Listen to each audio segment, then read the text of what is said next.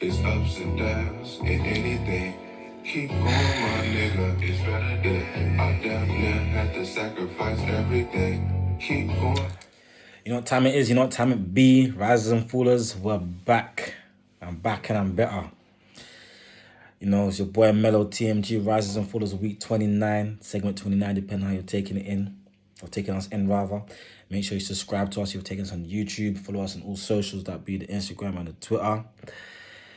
It's been a while. I mean, work has had me in a headlock. It's had me in a rear choke lock or rear naked choke, whatever you call it, triangle choke, Kimura, whatever you want to call it.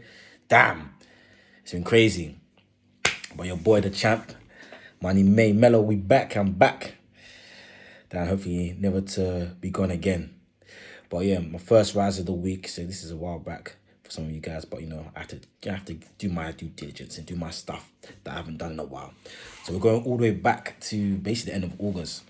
Jake the problem child Paul. And he really is a problem. He's now 4-0, including amateur fights. He's beat Ben Askren, whichever way you pronounce that name, I'm not too sure. Obviously, over that weekend, the recent weekend, he beat Tyron Woodley. He beat, I believe, Deji, KSI's brother, and he beat some other YouTubers as well. But he proved a lot in this fight. I mean, he proved he could hang in there with a real puncher. A guy who had a real pep in his punches, had real, sting in his punches in Tyron Woodley. Because he's knocked out guys in the UFC before. And in the fourth round, he had to deal with some adversity for the first time in his career. I mean, boy, he came out on the other side a much better man. But he did control the lion's share of the fight. He deserved the unanimous decision, even though it was a split decision. Which, to be fair, I can see how a judge could have given it. Actually, no, that judge gave Tyron Woodley but no. I can see how a judge can give him a draw if you really wanted to look for it. That's if you really wanted to look for it, you could have given Woodley the draw. But not to give him a win, I mean, because I had Woodley winning. You could argue you could have won 4 rounds. The 4 rounds Woodley could have won potentially is 5 and 8 alongside 4 and 6. I mean, 4 he definitely won. 4 he definitely won. 5, 6 and 8, particularly 6 and 8, you could potentially say he won as well if you're really looking for it. And, 4 out of 8 gives you a draw. Obviously more on Jake Paul. He's the main man right now. I mean, but he won basically on just sheer output of punches. I mean, I always talk about effective aggression, but he just won based on pure aggression because Tyron Woodley was gun shy. I don't know what the issue was. Maybe he doesn't have enough energy in the tank. Who knows? But yeah, the jab was working. Just getting quite a few combinations in here and there. And he just outworked Tyron Woodley, unfortunately, for Woodley. But yeah, Jake Paul, in my opinion, he won rounds 1, 2, 3, and 7, and arguably 6 and 8 as well. So he definitely had 4 rounds in the bank, and he could have won an extra 2, depending on how you saw it. So the right guy got the decision at the end of the day. So Jake Paul is rumored to have taken home $2 million, which is around £1.45 million. Also gets cuts of the pay-per-view and ticketing and merchandising as well. So he's getting a lot of money in the back end potentially. Also, it's rumored to be said that he gave up half his a base purse, which is the $2 million, to help the underpaid UFC men and women who are on his undercard. So he's doing big things. So that's one of the narratives he's pushing, that they're underpaid at the UFC, which I tend to agree. That's why I always say the revolution will be televised. I mean, the UFC revolution will be televised because those boys get underpaid. Those boys and girls, they're underpaid. But yeah, it is what it is. So from, can I even call it boxing? From novelty boxing, exhibition boxing, we go to Michail Antonio from West Ham to football.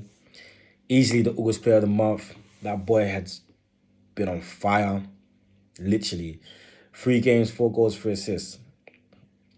He's almost double figures for contributions already. I mean, he really has been on fire. He's been a thorn in most of the sides he's come up against. He's just been like an old-fashioned battering ram striker, so it makes it so difficult.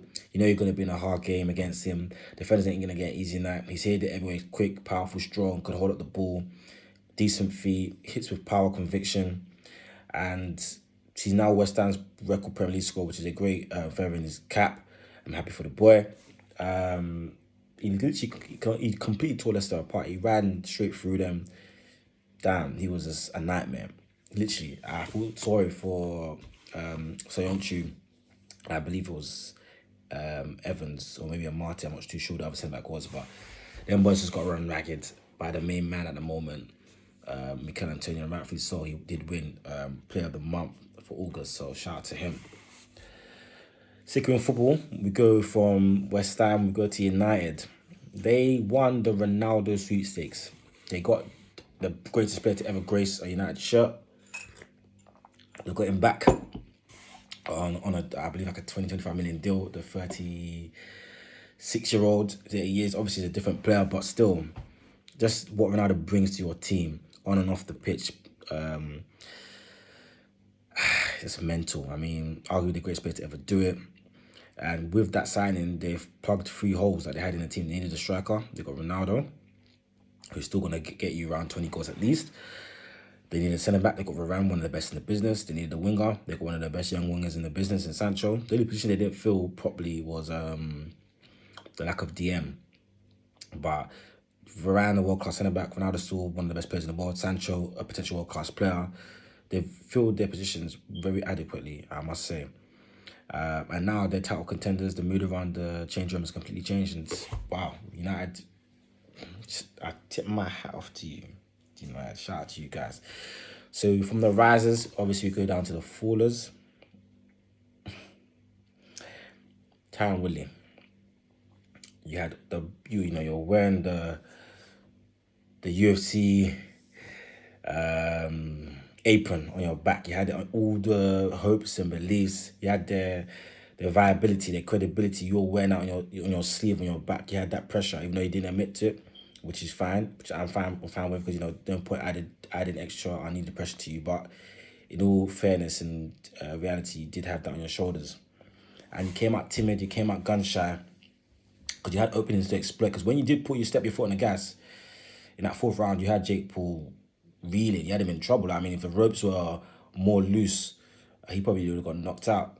No, not knocked out. He probably would have got knocked down. Sorry, which makes me think, because the opportunity he had to really step his foot on the gas, was this scripted? Was he instructed not to win the fight? I mean, Jake Paul's the cash cow. Woodley had the opportunity to make his career high payday in this fight. So if he played by the rules, he would have got his money. His potential there, I won't completely rule it out. That's just the cynic in me. I guess the conspiracy in me. But I'm not gonna completely rule that out from being possible. But yeah, it doesn't look good for the UFC and their fighters. I mean, they're getting popped by a Disney/YouTube kid who's only been taking boxing seriously for 3 years. I mean, damn, it's crazy. That's what it looks like optically, so it's crazy. But yeah, Tyron Woodley's made a career high payday, around 2 million. Also said to be getting a cut of the global pay-per-view buys. So he secured the bag for himself, and he done well for himself in that regard. So, I mean, people talk about legacy and this stuff. His legacy may have taken a dent, but I mean, he'll be laughing all the way to the bank. Okay, so from UFC, the combat sports, we go to basketball. Something a little different here, and a lot more serious. Nerlens Noel, the New York Knicks center, he's attempted to sue Rich Paul, the owner or the face of Clutch Sports, LeBron James and Ben Simmons, and also I believe Trae Young's agent, because he's claiming the hiring the mega agent Rich Paul cost him potentially $58 million in lost contract money. So he fired Paul as an agent. So he hired Paul as an agent in 2017 and fired him in 2020. And in the years in between that, Noel claims that Paul failed promises and professional negligence cost him up to $58 million in lost contract money. Noel claims Paul breached his fiduciary duty, so basically duty of care, both by advising him to turn down long-term extensions and basically ignoring attempts by teams to contact him about his client. Paul allegedly pitched Noel as a client by saying the player was a $100 million man and could receive a max offer if he hired Paul. Apparently they met at Benjamin Simmons' birthday party, because when he was hired, Paul, Noel's coming off the back of a great season where he had like career numbers in like points, rebounds, and blocks and steals and stuff like that. It was mental. But subsequently he rejected the Mavericks offer, which is around like I believe 70 million odd over 4 years.